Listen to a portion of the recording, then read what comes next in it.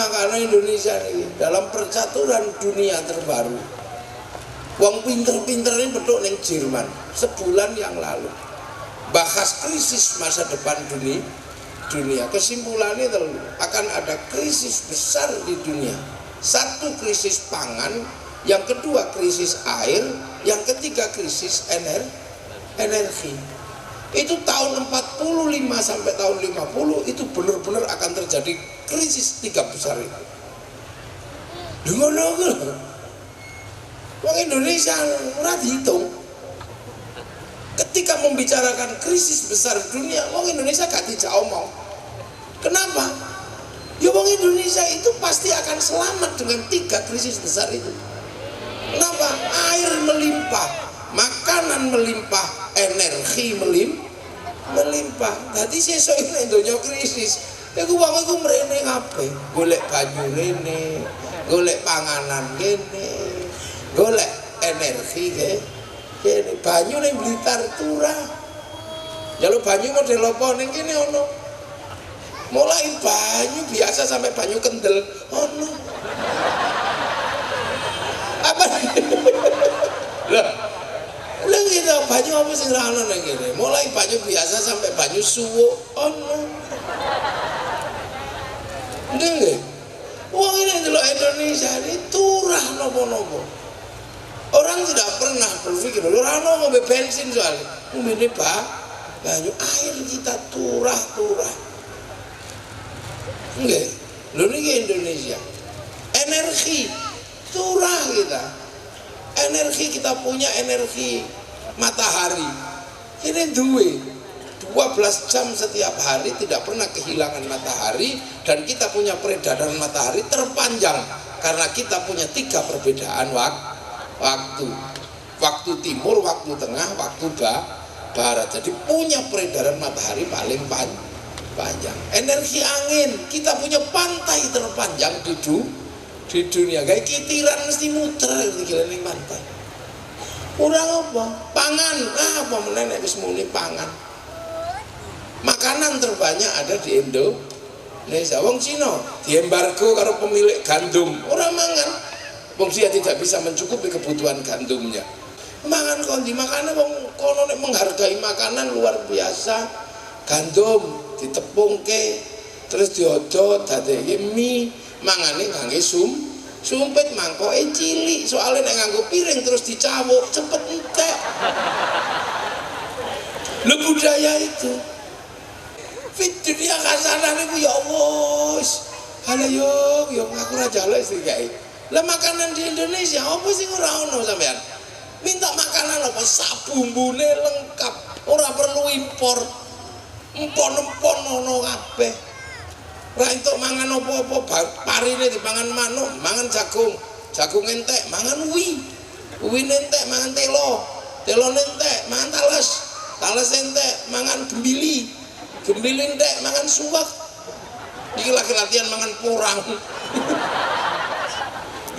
Itu Indonesia duwe kabeh. Lho makanya jangan heran kita ini memiliki segalanya. Jadi bangsa itu disyukuri, liyane bongkok kene sik syukur. Duwe apa kabeh, bahkan gendruwo paling akeh niku Indonesia. Wong Inggris iki mek ngertine Casper, Amerika Dracula, Cina vampir. Lah Indonesia itu ngene sampai iso sampai ket mulai gendruwo sampai kuntilanak sampai wewe gombel, gundul pringis, Dracula apa? Grandong, mak lampir, kolor ijo, wah, drangkong. Lah makanya bangsa kita ini bangsa yang kalau diukur dengan kacamata dunia, bangsa yang sejajar dengan bangsa yang punya peradaban tinggi di dunia. Wong apa-apa ono. Mesir punya piramid, kita punya Borobudur. Apa yang kita nggak punya? Dongeng seluruh yang mereka miliki kita punya. Kono duwe kisah cinta yang mengharukan Romeo Juliet. Cina duwe sampai Ingtai. Arab duwe nopo? Kais dan Laila. Kene duwe ande-ande lumut. duwe Roro Mendut Prono Citro. Jadi dari ukuran peradaban dunia kita punya semua, gak ada yang kurang. Apa sih yang kurang? Kita punya semua. Apa yang dibanggakan orang tentang sejarah besar kita punya. Makanya jangan heran ketika dunia dalam satu masa ditaklukkan sama Genghis Khan, Arab runtuh, Cina runtuh, Eropa runtuh, begitu masuk ke Nusantara diruntuhkan sama Singosari, dan sekali-sekalinya negara multinasional yang namanya Mongolia kalah dengan orang Nusantara. Kalah nih. Makanya kadang kita nggak pernah sadari satu-satunya bangsa di dunia yang merdeka karena merebut kemerdekaannya hanya bangsa Indonesia. Jadi coba bayangno kabeh negara iku merdekane kaya Indonesia, nggak bisa. Liane orang, makanya karena kita ini merdeka secara bersama-sama, karena merebut kemerdekaannya, maka rakyat punya hak memiliki negara. Jadi kita ini karo Gusti Allah dimanjakan betul, enak. Loh, makanya kita ini punya peradaban, punya bangsa yang bukan sesuatu yang baru. Sana punya negara, kita punya negara. Sana punya sejarah kerajaan, kita punya sejarah kerajaan. Semua kita punya. Kono duwe kerajaan Ming Cina, kono duwe kerajaan Arab, punya dinasti-dinasti. Kita punya kerajaan duwe kabeh. Sampai tingkat alat musik, kalau orang Eropa pakai gitar terbuat dari kayu dan tali, Arab alat musiknya terbang terbuat dari kulit dan kayu. Tapi bangsa di Nusantara alat musiknya gamelan terbuat dari logam. Hanya bangsa yang menguasai ilmu pertambangan yang maju dan penguasaan metalurgi yang mapan mampu membuat alat musik dari logam. Duwe kabeh. Lah apanya? Makanya kalau hari ini ono bangsa kok ceritanya elek. Ini kula niku gumun. Karena hari ini ada orang yang tidak pernah bisa melihat keindahan bangsa Indonesia. Kenapa? Orang disyukur karo Gusti Allah. Bayangannya jadi opo? Tidak pernah berpikir tentang jadi Indonesia. Makanya agama wis duwe biyen peradaban apapun punya, sampai akhirnya bangsa ini bangkit. Dan ketika bangsa ini bangkit, terus wong-wong seluruh dunia datang, peradaban campur di Indonesia. Wong Cina teko, India teko, Arab teko, kumpul semua di ini. Makanya kemudian ini menjadi satu bangsa dalam satu kawasan yang banyak sekali puluhan bangsa, ratusan suku, puluhan agama dan kepercayaan. Pertanyaannya adalah satu, kenapa Arab yang satu bangsa bisa pecah jadi puluhan negara, Eropa yang satu bangsa bisa pecah menjadi puluhan negara, tapi kenapa kita yang puluhan bangsa malah mampu bersatu dalam satu negara, Kesatuan Republik Indonesia? Ini kan nggak berpikir aja kok iso. Ini pasti ono sing nyambut gawe, pasti ada yang kerja, ono sing nukangi. Kok iso ketika Bung Karno menyatakan kami atas nama bangsa Indonesia, Soekarno, Hatta, kok liane ngono coba. Ini kan gak masuk akal sampean anak milenial. Bayangkan ketika Bung Karno menyatakan atas nama bangsa Indonesia, Soekarno, Hatta, kok tiba-tiba Jogja, Bung aku melu gitu. Loh, Sultan Hamengkubuwono ke-9 itu raja dengan batas wilayah Sukowono-Giri sampai Bagelen Purworejo. Kok misalnya ngeyel moh ora apa-apa dan tetap raja, tapi semangat kebersamaan yang dibangun oleh bangsa ini membuat beliau bersatu dengan negara Kesatuan Republik Indonesia. Yang dikorbankan bukan tanah 1 meter, tapi tanah dari perbatasan Wonogiri sampai Bagelen. Makanya kalau seandainya kemerdekaan itu diisi oleh orang-orang seperti sekarang, mungkin bangsa ini nggak merdeka. Karena orang sekarang kadang tanahnya kena 1 meter bisa sampai Mahkamah Agung. Ini jiwa yang dikobarkan, siapa yang bangun dulu? Raja Cirebon, raja di Lombok sana, raja di Banjar, Raja Bone, seluruh iya Bung, kami bersatu membangun bangsa baru, negara kesatuan Republik Indonesia. Berbeda-beda tetapi tetap satu tujuan. Hebat orang-orang dulu. Wadah orang-orang besar atas nama bangsa Indonesia. Semua ribut. Ini dasarnya apa? Harus pakai agama, harus pakai ini. Kurang alim apa? Hadratus Syekh Kiai Hasyim Asy'ari Kutubus Sittah hafal, tapi begitu tercetus Pancasila beliau mengatakan ini sudah sesuai secara syar'i. Tapi hari ini orang sing hafal hadis telu ngeyel romo. Ki Bagus Hadikusumo semua hebat lu, terima. Ono panglima perang jenenge Jenderal Sudirman berangkat perang, paru-paru ini separuh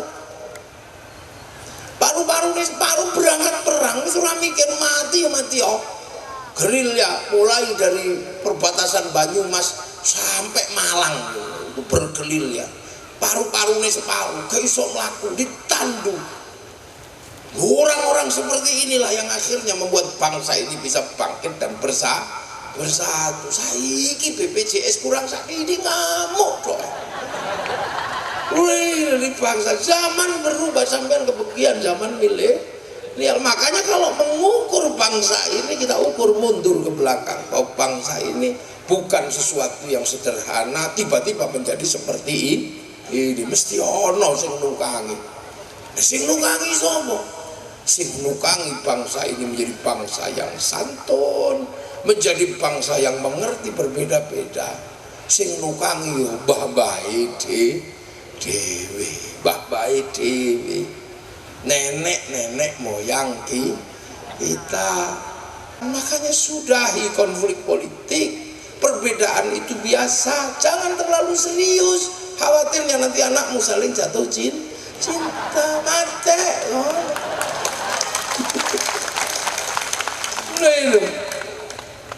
Jadi kerukunan bangsa ini sudah ada semenjak dulu. Makanya kemudian saling jaga. Kalau tidak ada apa-apa, tidak ada saling jaga. Tapi begitu ada apa-apa, ada banser jaga gereja, ada pecalang jaga Jumatan. Itu jangan disalahkan, karena itulah warisan asli bangsa Indonesia. Orang nggak ngerti.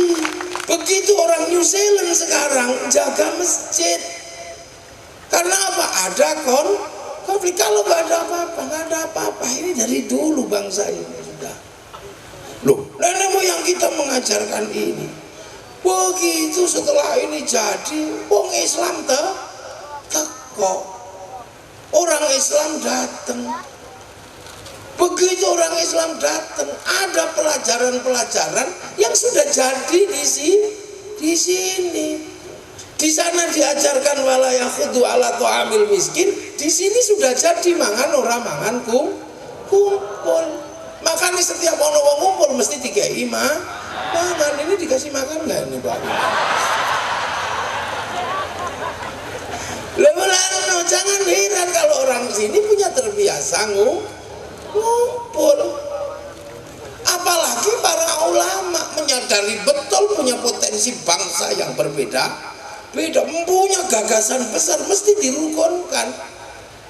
Agar ada kerukunan, maka tidak perlu saling menonjolkan diri. Para ulama datang tidak perlu menonjolkan aku ulama, rekanmu. Enggak.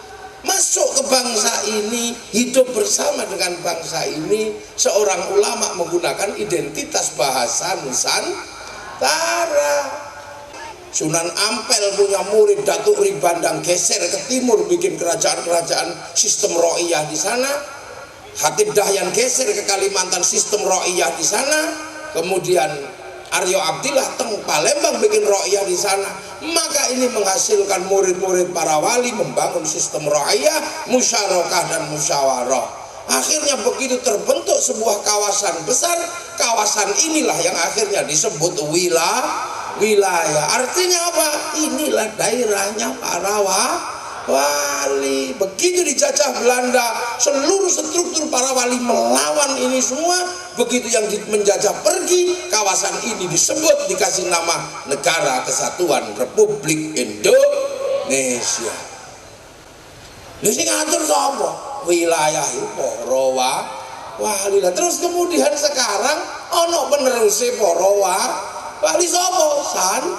Santri. Lah makane santri meng arep nerusno tok.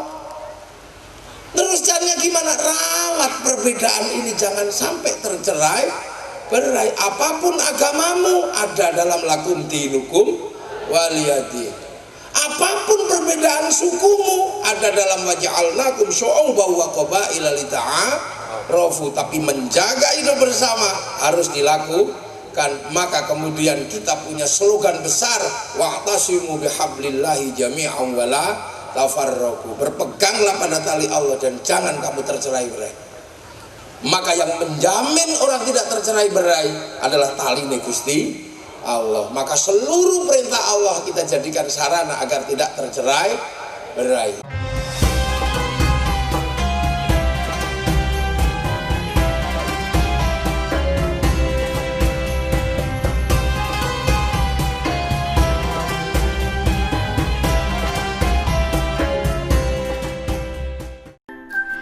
Subscribe channel KSTV sekarang juga ya, dan klik lonceng biar nggak ketinggalan update video terkininya KSTV.